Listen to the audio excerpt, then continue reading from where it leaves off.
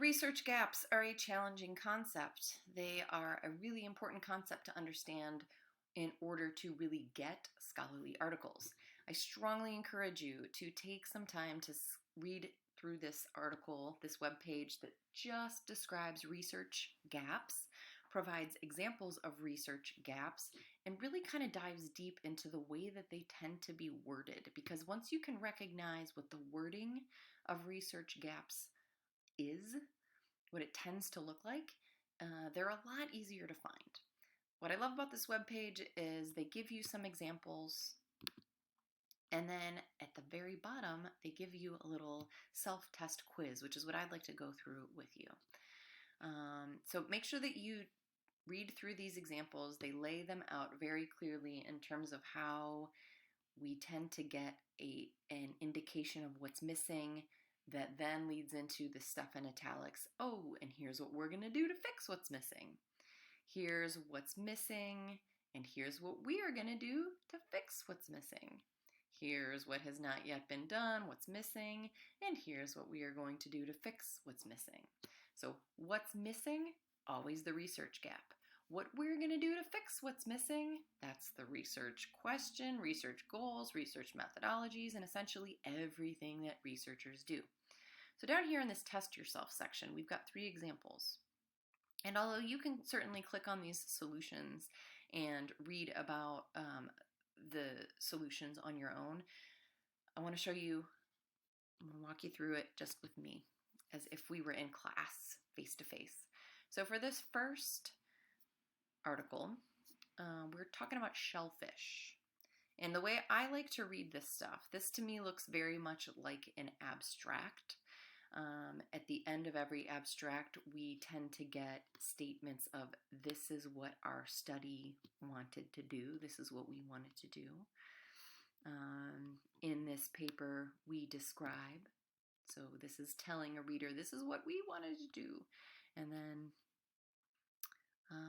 here we present this type of simulation. So researchers are always leading up to, and this is what we did.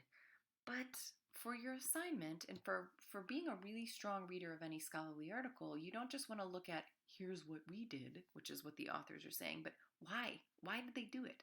And the answer to why is that they were trying to fill a research gap. So as we read through this first one, let's see if we can find what the research gap is. What is missing? You're going to find it probably not in the first sentence, and certainly not at the very end, so it's going to be somewhere in the middle.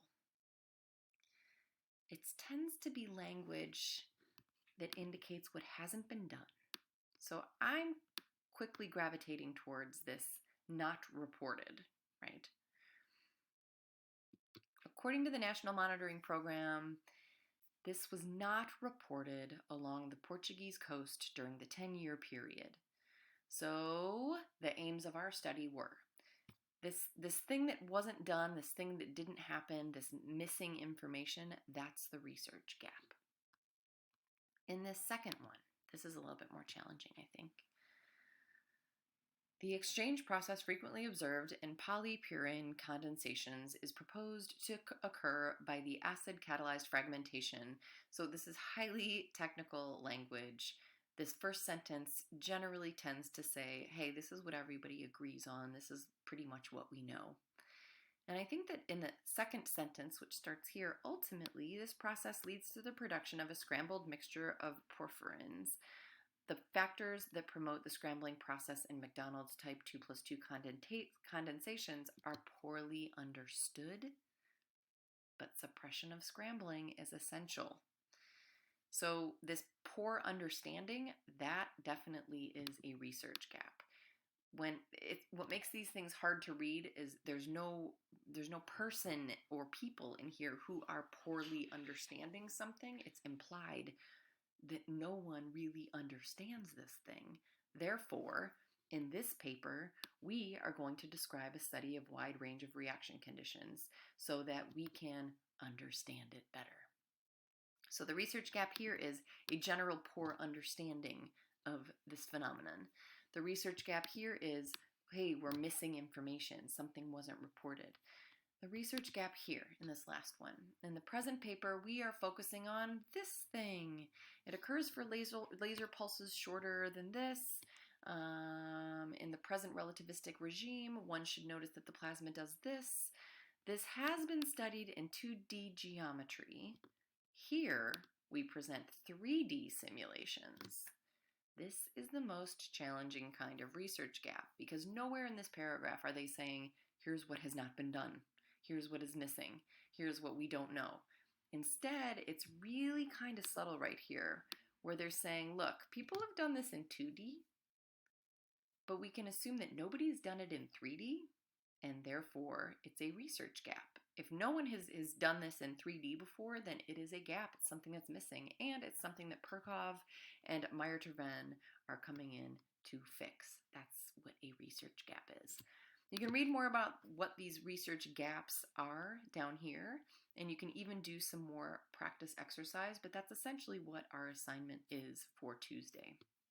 Remember, research gaps are things that have not been done, that are not understood, that are not yet to the point of being crystal clear, really solid, tried and true facts. And therefore, it requires more research. It requires more examination. It requires more work.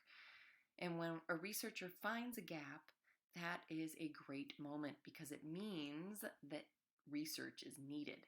And every researcher wants to do meaningful and important research. So the research gap is really an important part of academic scholarship, and it always leads into a research question, a set of research methods, a research study, and hopefully at the end of it, a publishable research paper. We'll keep working on this as the weeks progress, but good luck.